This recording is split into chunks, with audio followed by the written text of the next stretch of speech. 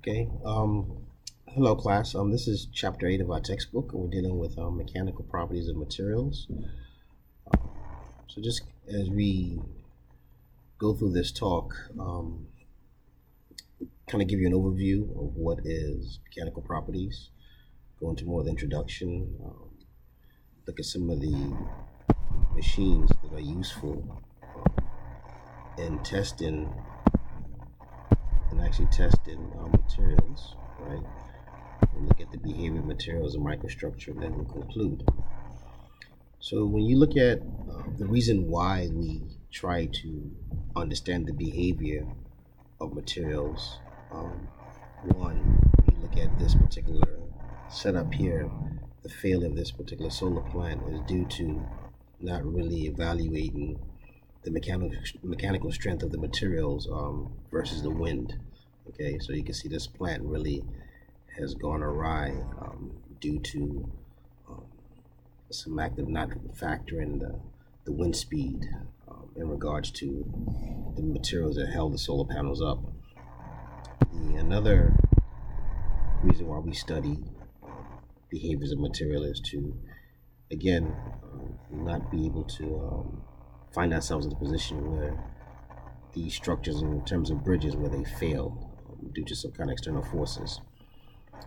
We have another scenario here whereby we have the fuselage. Typically, it ripped off due to pressure right at the rivets of this fuselage itself. So wherever you have a discontinuity of geometry, you have a stress concentration, and of course that would definitely give you that's mechanical weakness at that point. Okay, and we have here in the lower left, we have a ship pretty much that just buckled. Okay, so always keep in mind that understanding mechanical properties of materials will allow you to whether you want to make the material a little bit rigid or you want to make it a little bit flexible.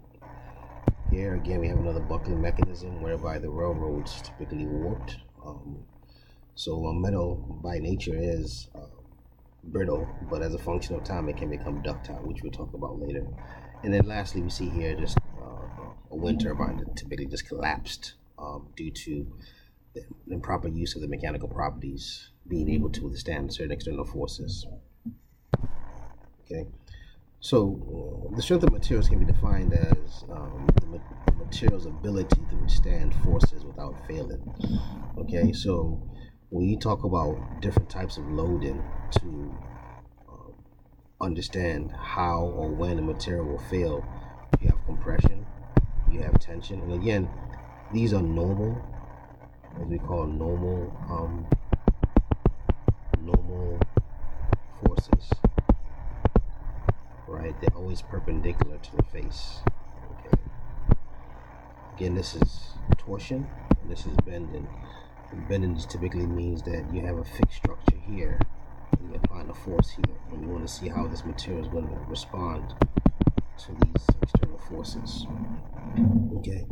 So one of the things you want to typically consider when you're looking at mechanical properties, if you decide you want to alter the strength, is you want to look at how the material was made in terms of its microstructure, where the material is going to be used, how it's going to relate to temperature, look at the velocity, and the direction of load is very important. Okay.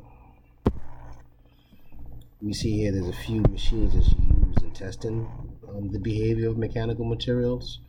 We have here a tensile tester, where you have a specimen in between and it's going to go in some kind of compressive stresses, right? So this part is fixed and this component is going to come down. So you'd like to see how this material is going to behave due to some external load. Likewise, this is tensile. This is compression. Okay. And this one just typically just pulls it up that way while it's holding this one fixed. Okay, another application is you're trying to find out what is the behavior of the material at a joint right here. Okay, and this machine is also used to test the rigidity of certain bone structures. Okay, you can also use the same material to be able to test the elongation of the strength of a band-aid, And again, so you could also use this machine to test the compressive forces of dentures. Okay, so this is a very widely used machine in various applications. We'd like to bring to attention here, when you look at the behavior of materials, you look at your strain versus stress curve, and you notice that in the green line, we have at some point in time the material yields from a linear to like a more polynomial. So at that point, we say that the material has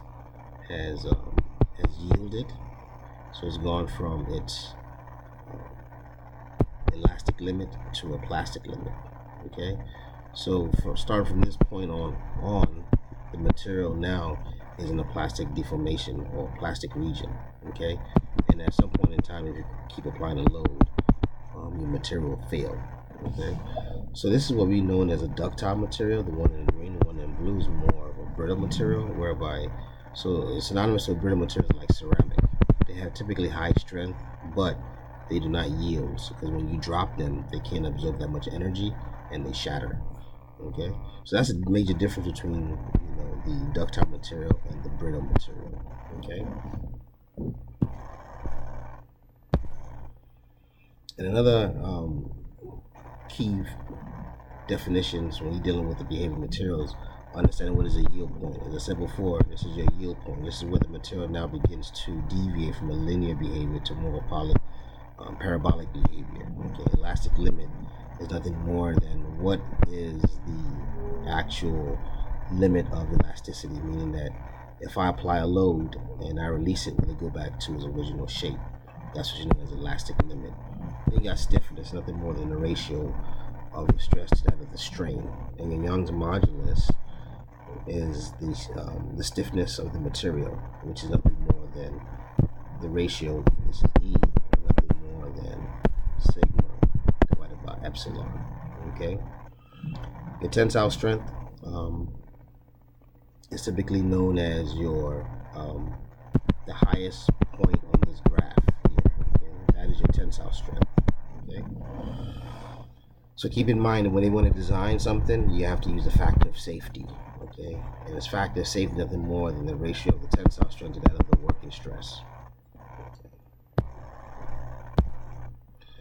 Going into the microstructure aspect of things, if you want to make materials a lot more stronger, you want to begin from the microstructure standpoint.